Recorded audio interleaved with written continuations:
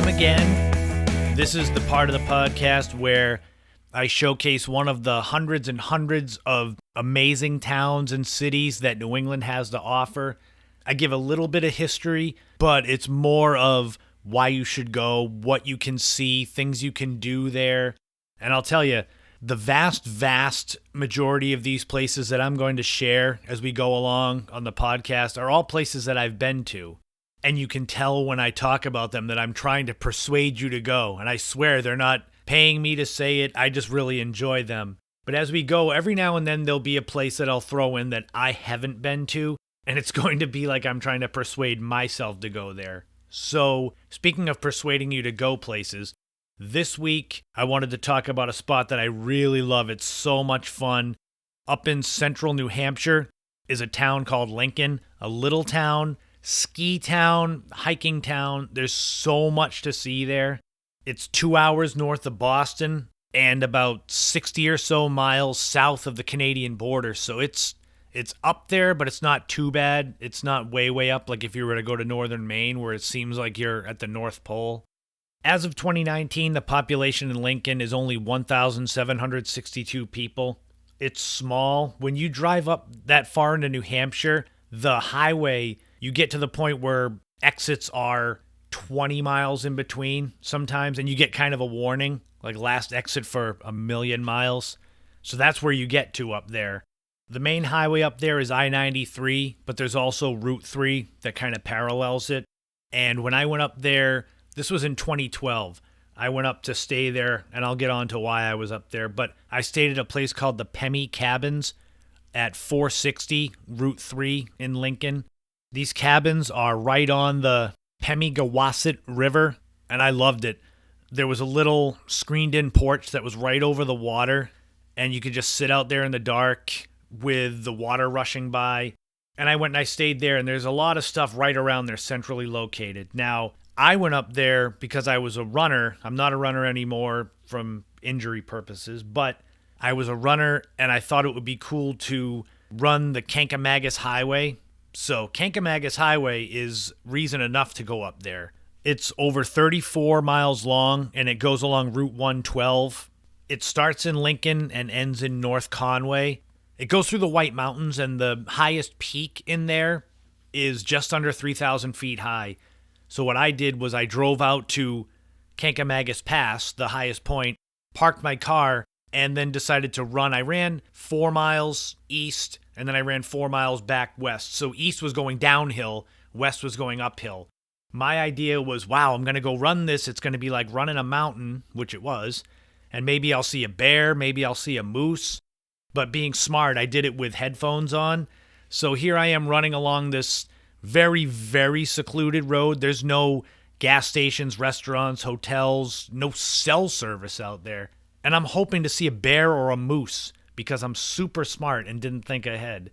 And I'll never forget this. So I did my run, got back to my car. I was sore. My hip flexors were sore from running straight uphill for 4 miles. I didn't see any wild animals at all. The next morning, I went to this awesome little breakfast place called Flapjacks. That's located at 149 Main Street. I'm sitting there at the counter. I got my flapjacks, just like you should if you go there. And people come in, there's a couple of truckers, and they're talking about they heard that morning someone had hit a moose with their semi on the Kancamagus Highway, not far from where I was. As much as I would have liked to have seen a moose, I would not want to have seen a moose get hit by a 18-wheeler. Definitely drive the Kancamagus Highway, though, if you get a chance, if you're up in Lincoln. Another reason to go up there, well, there's several. If you're a skier, you can go to Loon Mountain, or you can go to the Hobo Railroad and Clark's Bears and Whale's Tail Amusement Park. Those are more summer things. I went up there for the Kancamagus Highway. I also went up there to go to Flume Gorge. When I was a kid, I'd say 11 years old, my Aunt Kelly took me up to Flume Gorge. I was the oldest, well, I'm still the oldest kid, and I was allowed to go on these cool adventures with her and her then husband, Mark. And I remember the rest of the kids in the family were jealous because I would get to go off and do these things and they couldn't yet. And we went to the Flume, and I got to see the Old Man in the Mountain.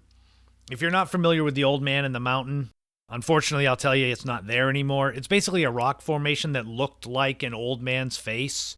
It's this series of ledges in the side of Cannon Mountain, and you would go and just gaze upon it, and it was really neat. It looked like an old man's face.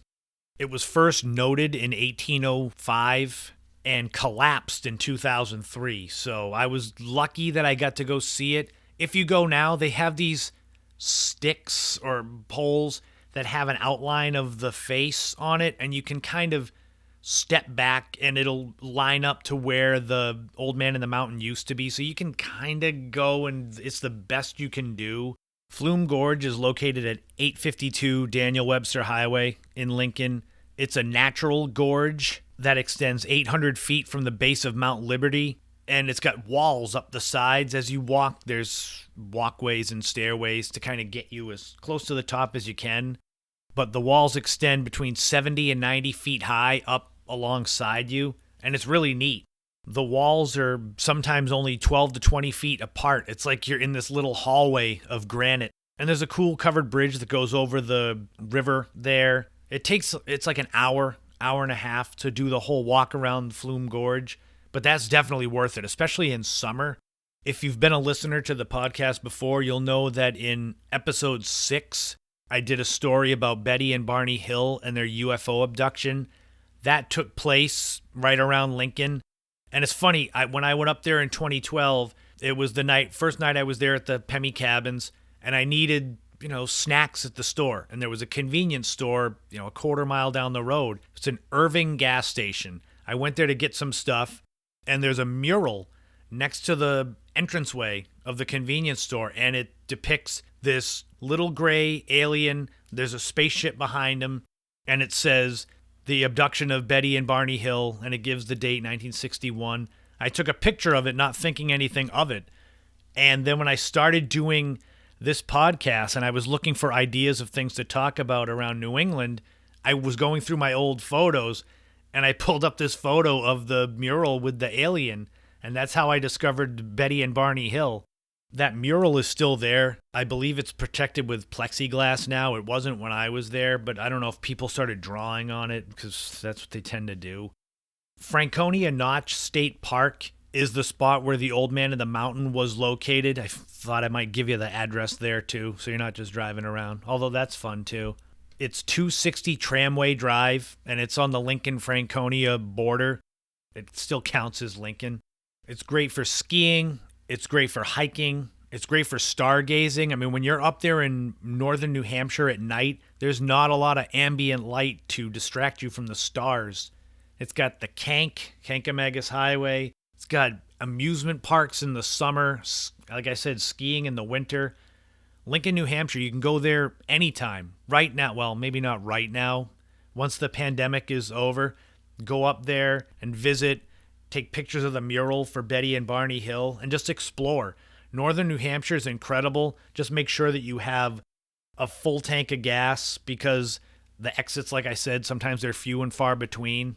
2 hours north of Boston, about 3.5 hours north of Hartford, Connecticut. It's definitely worth the visit, Lincoln, New Hampshire. I loved it. I can't wait to go back there, and I hope that I've tempted you just enough to go and give them a shot. For more information, check out lincolnnh.org. That'll help you. And join me again for another road trip where I'm going to find another incredible city or town in New England to share with all of you.